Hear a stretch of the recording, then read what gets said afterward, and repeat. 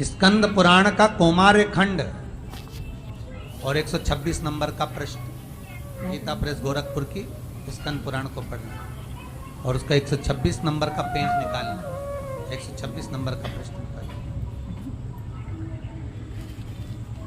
कौमार्य खंड का। उसमें नारी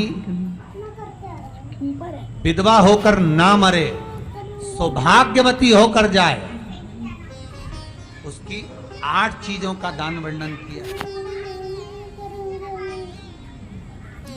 और ये कथा हमने स्कंद पुराण जो मुंबई अंधेरी की हुई थी अधिक मास में पहले, तो उसमें वर्णन किया।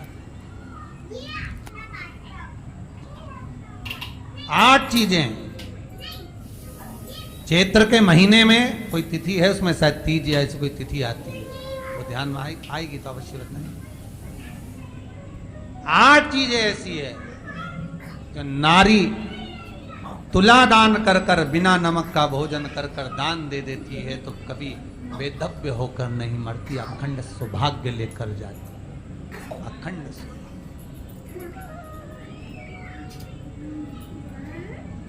कल कथा में उसका व्याख्यान देंगे अगर ध्यान में आता है।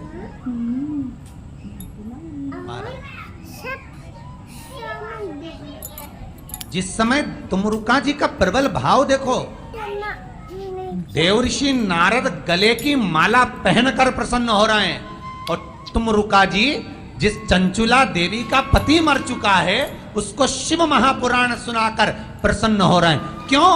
क्योंकि ये वो पुराण है कि इसका पति मर भी गया है तो शंकर कथा सुन रहे हैं, इसको अखंड सौभाग्यवती बना ही देंगे। कथा में कहा था, पार्वती जी ने कहा था दक्षिणा दीजिए, शिव महापुराण की दक्षिणा दो। तुमरुका जी ने कथा सुनाई, शंकर जी को लगा कि चंचुला देवी को दक्षिणा देना तो कभी अखंड सौभाग्यवती भाव। तो पार्वती जी कहती है तो विधवा थी, वेदव्य थी, उसी के चक्कर में तो अपने को कथा में बिठाया जजमान बनाकर, और आप कह रहे हो अखंड सौभाग्यवती भाव। भगवान कह रहे मैंने थोड़ी ना कहलवाया, तू पास में बैठ के तू ही तो बोली थी दक्षिणा दो। तो पार्वती जी बोली मैंने तो कहा था तुमरुका जी को दक्षिणा दो, तो कि तूने नाम कहाँ बताया कि तुमरुका जी को, तो तूने बोला दक्षिणा दो, मैं समझा कि जिसने कथा करा उसको दो, मुझे क्या मालूम था कि तुमरुका जी को देना है, मैंने तो सोचा जो कथा करवा रही उसको देना है, इसलिए मैंने उसको दे दिया। अरे वाह, विधवा है, वेदव्य है और तुम आशीर्वाद दे रहे हो सौभाग्यवती होने का, कहां से होगा? शंकर भगवान बोल रहे चिंता मत कर, कथा सुनकर उठेगी और मांग में सिंदूर भरा जाएगा।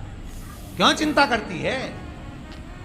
शिव महापुराण है, वेदव्य नारी भी अगर करवाती है, श्रवण करती है, दूसरा जन्म वेदव्य का नहीं पाती, अखंड सौभाग्यवती होकर जाती है। अगर कुंवारी कन्या शिव महापुराण की कथा सुन लेती है, उत्तम घर उत्तम वर प्राप्त करती है, उत्तम घर उत्तम वर प्राप्त। कोई पुरुष कथा को सुनता है, उत्तम फल को पा लेता है। बच्चे शिव महापुराण की कथा को सुनते हैं, मनवांचित फल की कामना होती है।